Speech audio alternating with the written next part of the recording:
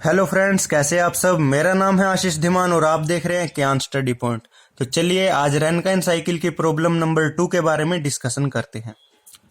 A simple Rankine cycle steam power plant operate between the temperature of 260 degree Celsius and 95 degree Celsius. आपको एक steam power plant दिया गया है जो आपके पास ऑपरेट करता है 260 और 95 डिग्री सेल्सियस के बीच में। मतलब इसमें हाईएस्ट टेम्परेचर 260 डिग्री सेल्सियस है और इसमें लोवेस्ट टेम्परेचर 95 डिग्री सेल्सियस है। The steam is supply to the turbine at a dry saturated condition. मतलब जब स्टीम टर्बाइन को दी जाती है तो वो ड्राई सैचुरेटेड कंडीशन के अंदर होती है। It expand in A isentropic manner, और ये स्टीम टर्बाइन के अंदर आइसेंट्रोपिक मैनर में एक्सपैंड हो रही है। Determine the efficiency of Rankine cycle, और रैनकाइन साइकिल निकालिए हमें, follow by the turbine and efficiency of Carnot cycle, और कार्नोट साइकिल की एफिशिएंसी निकालनी है। Operate between these two temperature limits, और इन्हीं दो टेम्परेचर लिमिट के बीच में ही कार्नोट साइकिल ऑपरेट कर रही है और उसकी भी एफिशिएंसी हमें निकालनी है। Draw the turbine cycle on HS and TS diagram. ठीक है, और रैनकाइन साइकिल के ऊपर एचएस और टीएस डायग्राम भी हमें ड्रॉ करने हैं। तो सबसे पहले हम इसका गिवन डाटा लिख लेंगे कि इसमें आपके पास हाईएस्ट टेम्परेचर दे रखा है 260 डिग्री सेल्सियस। ठीक है, ये आपके पास टीएस डायग्राम है। T stands for temperature and S stands for entropy। तो हाईएस्ट टेम्परेचर दिया गया है, मतलब हाईएस्ट टेम्परेचर हम देख सकते हैं T1 is equal to T2 के इक्वल है, और ये हाईएस्ट टेम्परेचर है कितना, 260 डिग्री सेल्सियस। इसी तरह से लोवेस्ट टेम्परेचर दे रखा है 95 डिग्री सेल्सियस। हमें पता है कि इसके अंदर लोवेस्ट टेम्परेचर जो है वो T3 और T4 है, और ये दोनों इक्वल हैं। तो T3 T4 is equal to 95 degree Celsius. ठीक है, इसको केल्विन में कन्वर्ट करेंगे, 273 ऐड कर देंगे दोनों के अंदर।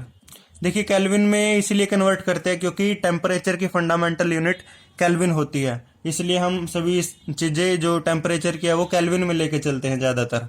और इसको ऐड करके हमारे पास आ जाएगा 533 केल्विन, और इसको ऐड करके आ जाएगा 368 केल्विन।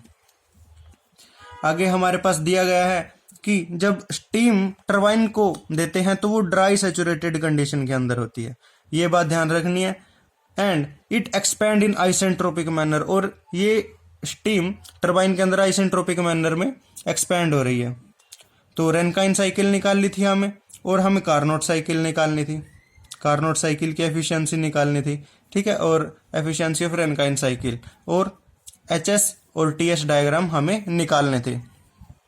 तो जो भी निकालना है हम यहाँ लिख लेंगे कि एफिशिएंसी ऑफ रैनकाइन साइकिल निकालनी है, एफिशिएंसी ऑफ कार्नोट साइकिल निकालनी है, एचएस डायग्राम प्लॉट करना है और टीएस डायग्राम प्लॉट करना है। ठीक है जी, तो चलिए हमें पता है कि कार्नोट साइकिल की एफिशिएंसी क्या होती है, T1 माइनस T3 अपॉन में T1, ये कार्नोट साइकिल की एफिशिएंसी होती है। लेकिन हमें पता है कि हमारे पास T1 और T3 दोनों की वैल्यूज हैं, तो हम यहाँ डायरेक्टली इसकी वैल्यू पुट कर देंगे। तो इसकी वैल्यू है 533 माइनस 368 अपॉन में 533, और इस तरह से इसको सोल्व करके हमारी कार्नोट साइकिल की एफिशिएंसी आ जाएगी 30.95%। ये तो एक आंसर आ गया आपके पास, लेकिन हमें मेनली रैनकाइन साइकिल की एफिशिएंसी निकालनी है।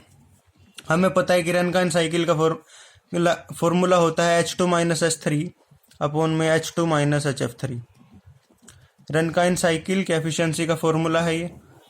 ठीक है, ये निकालने के लिए हमें H2 की वैल्यू निकालनी होगी और H3 की वैल्यू निकालनी होगी। ठीक है, H2 stands for point.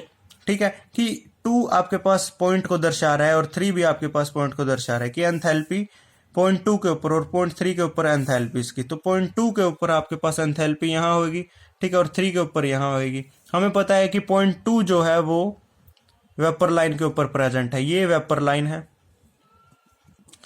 Vapour line के ऊपर 2 पॉइंट प्रेजेंट है। मतलब इसकी वैल्यू हम Hg की वैल्यू जो निकाल लेंगे, हम H2 की वैल्यू निकालेंगे, वो Hg की फॉर्म में निकल जाएगी स्टीम टेबल में से। ठीक है, और इसी तरह से एस जी की वैल्यू निकल जाएगी। एस स्टैंड्स फॉर एंट्रोपी, ठीक है। तो एंट्रोपी की और एंथैल्पी की वैल्यू डायरेक्टली हम स्टीम टेबल में से निकाल सकते हैं। एच जी करके दी गई होगी और एस जी करके दी गई होगी, कि इस लाइन के ऊपर सारी की सारी वैल्यूज दी गई होती हैं डायरेक्टली स्टीम टेबल के अंदर। तो हम वो डायरेक्टली निकाल लेंगे। देखिए ये मेरे पास एक स्टीम टेबल है, ठीक है। ये बिरला पब्लिकेशन की स्टीम टेबल है मेरे पास, और यहां से हम dry saturated steam temperature base लेके चलेंगे। टेम्परेचर दिया गया है हमारे पास, इसीलिए तो इसको खोलते हैं हम। देखिए टेम्परेचर बेस स्टीम टेबल आ चुकी है हमारे पास, और यहां से हमने प्रेशर टेम्परेचर निकाला 260 डिग्री सेल्सियस। ये 260 डिग्री सेल्सियस टेम्परेचर है। यहां से हम इसका प्रेशर नोट कर लेंगे, और हमें यहाँ पे जो जो वैल्यूज की रिक्वायरमेंट है वो वैल्यूज हम लिख लेंगे।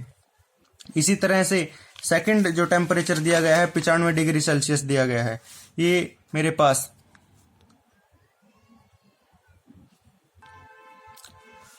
95 डिग्री सेल्सियस दे रखा है यहाँ पे, और यहाँ से हम सारी की सारी वैल्यूज यहाँ लिख सकते हैं। वो मैं पहले ही लिख चुका हूँ, सारी की सारी वैल्यूज जो हमें रिक्वायरमेंट है। देखिए ये वैल्यूज मैं पहले ही लिख चुका हूँ। आप स्टीम टेबल का यूज करके इस तरह से डायरेक्टली लिख सकते हैं। तो H2 की वैल्यू तो Hg करके दी गई थी 260 डिग्री सेल्सियस के ऊपर, वो हमने लिख लिया। सिमिलर वे से Sg करके दी गई थी एंट्रोपी की वैल्यू, वो भी हमने लिख लिया, और प्रेशर भी लिख लिया है। इसी तरह से 95 डिग्री सेल्सियस के ऊपर HF3 की वैल्यू लिख लिया, HFG, SF, SFG और P, ठीक है। तो ये सारी की सारी वैल्यू मैंने लिख लिया। इसके पीछे यूनिट लिखना बहुत जरूरी है। चलिए, तो H2 की वैल्यू तो डायरेक्टली आ चुकी है कि H2 की वैल्यू तो यही है, ठीक है, क्योंकि गैस लाइन के ऊपर प्रेजेंट है 2 पॉइंट। अब H3 की वैल्यू निकालनी है। H3 की वैल्यू डायरेक्टली नहीं आ सकती, इसीलिए नहीं आ सकती क्योंकि एक तो वेपर लाइन के ऊपर नहीं है ये, और हमें दूसरा इसमें सबसे पहले इसका ड्राइनेस फ्रैक्शन निकालना होगा। वो ड्राइनेस फ्रैक्शन कैसे निकलेगा? सबसे पहले तो फॉर्मूला ये है HF3 + X3 × HFG3। ये आपके पास एंथैल्पी का फॉर्मूला है, ठीक है। HF3 और HFG3 तो हम पहले निकाल चुके हैं वैल्यू स्टीम टेबल की हेल्प से, लेकिन X3 नहीं है, तो X3 हम यहाँ से निकाल लेंगे एंट्रोपी की हेल्प से। हमें पता है कि 2 पॉइंट पे एंट्रोपी जो है वो 3 पॉइंट पे एंट्रोपी है, मतलब इन दोनों पॉइंट पे एंट्रोपी सेम है। H2 = S3 के इक्वल है, तो H2 = S3 हम लिख लेंगे, और S3 का हम फॉर्मूला क्या लिख सकते हैं? SF3 + X3 SFG3, ठीक है। हमें सारी की सारी वैल्यूज पता है एंट्रोपी की। तो देखिए 2 पॉइंट के ऊपर SG करके हमारे पास वैल्यू दी गई थी, वो ये है। इसको हम लिख लेंगे कि 6.0009 = SF की वैल्यू दी गई है 1.2501 + X3 × SFG की वैल्यू दी गई है 6.1666, और इस तरह से आपके पास X3 की वैल्यू आ जाएगी 0.77। X3 की वैल्यू आ जाएगी। अब ये X3 की वैल्यू आ चुकी है, ठीक है। तो यहाँ पुट करके हम H3 की वैल्यू निकाल सकते हैं। तो H3 = HF3। HF3 हमें दिया गया है 397.991 + X3 की वैल्यू है 0.77 × HFG3। HFG3 की वैल्यू है 2270.234, और इस तरह से इसको कैलकुलेट करके H3 की वैल्यू आ जाएगी 2147 किलो जूल पर kg। H3 की वैल्यू आ गई है। अब हमारे पास H2 की भी वैल्यू है, H3 की भी वैल्यू है, ठीक है। तो ये वैल्यू यहाँ पुट कर देंगे। तो efficiency of Rankine cycle H2 - H3 upon में H2 - HF3, सारी सारी वैल्यूज इसमें पुट कर देंगे। H2 2796.317 माइनस में 2147, ये है 2796.317 माइनस में HF3 की वैल्यू है 397.991, और इस तरह से इसको कैलकुलेट करके वैल्यूज आ जाएगी 27.07% एफिशिएंसी आ जाएगी। ये रैनकाइन की एफिशिएंसी है। तो ये भी आपके पास सेकंड आंसर हो जाएगा। देखिए फर्स्ट आंसर तो यही निकल चुका था हमारे पास, ठीक है। कि कार्नोट की एफिशिएंसी, फिर ये रैनकाइन की एफिशिएंसी, सेकंड आंसर हो गया। ठीक है, और इसने क्या पूछ रखा था, ये दो वैल्यू निकाल चुके हैं हम। एच डायग्राम ये आपके पास है, नहीं टी डायग्राम है ये, तो ये ड्रॉ करने का बोला था, हम पहले ड्रॉ कर चुके हैं। अब हमें एच का मतलब क्या है, ये मोलियर चार्ट है आपके पास। ठीक है, तो मोलियर चार्ट की हेल्प से हम जो वैल्यू निकाल लेंगे वो आपके पास यहाँ पे शो करनी है हमें। देखिए मोलियर चार्ट है मेरे पास, ये मोलियर चार्ट है मेरे पास। किस तरह से मैं वैल्यू निकाल सकता हूँ मोलियर चार्ट में से? वैल्यू निकालना बहुत ही आसान है कि सबसे पहले आपके पास जो टेम्परेचर दिए गए थे उनके ऊपर प्रेशर निकाल लीजिए। तो 260 के ऊपर मैं प्रेशर निकाल चुका हूँ स्टीम टेबल की हेल्प से। ठीक है, और 95 डिग्री सेल्सियस के ऊपर भी मैं प्रेशर निकाल चुका हूँ, स्टीम टेबल में शो कर रखे हैं, वहां से निकालने हैं ये। ठीक है, तो ये आपके पास P2 की वैल्यू है 46.9, हम इसको 47 ही मान के चलेंगे, और P3 की वैल्यू 0.84। ठीक है, देखिए अब जो P2 की वैल्यू थी वो 47 मान के चल रहे हैं हम, तो ये आपके पास 50 बार की लाइन है। ठीक है, ये 20 बार की लाइन है, ये 10 बार की लाइन है, तो ये लाइन को हम 47 बार की मान लेंगे और इसको हम वहां पे कट करेंगे जहां पे ड्राई सैचुरेशन की लाइन है। देखिए ये लाइन जो है ड्राई सैचुरेशन स्टीम की लाइन है। ठीक है, और हमें क्वेश्चन में ड्राई सैचुरेटेड स्टीम दी गई है, तो इसीलिए ये जो पॉइंट आएगा ये आपके पास यहाँ पे एंथैल्पी कहलाएगी, H2 एंथैल्पी, और इसकी वैल्यू यहाँ से आ रही है 2800। ठीक है, तो H2 की वैल्यू इसके हिसाब से 2800 हो जाती है। ठीक है, तो मैं लिख लूँगा यहाँ पे कि फ्रॉम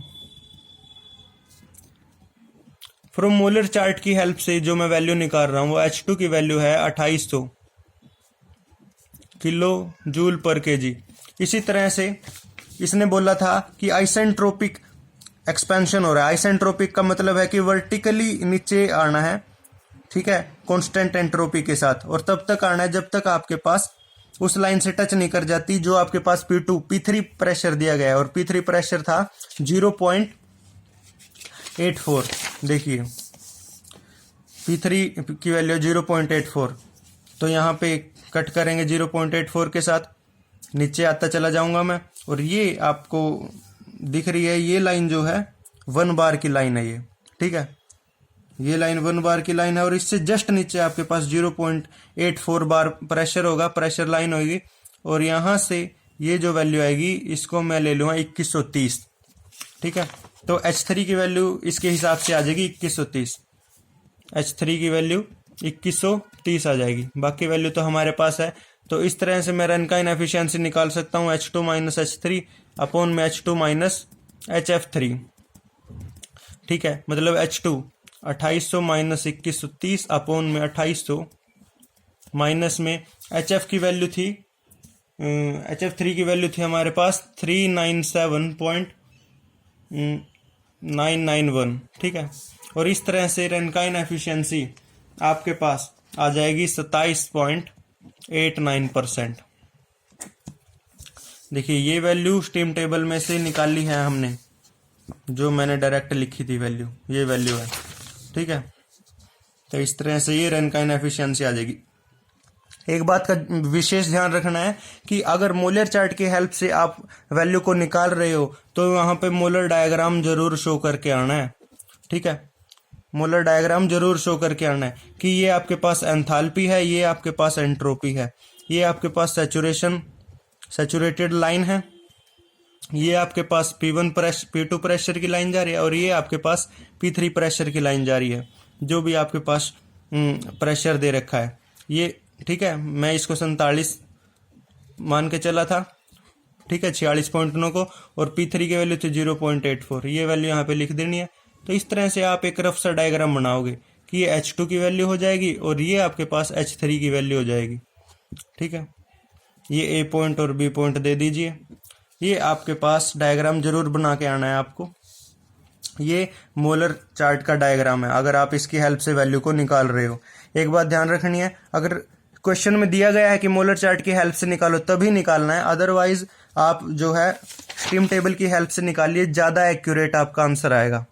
तो इस तरह से ये वीडियो समाप्त होती है। तो थैंक यू वीडियो देखने के लिए। और ज़्यादा अपडेटेड वीडियोस के लिए आप मेरे चैनल कियान स्टडी पॉइंट को सब्सक्राइब कर सकते हैं और अपने फ्रेंड्स के साथ लाइक कर सकते हैं। Thank you.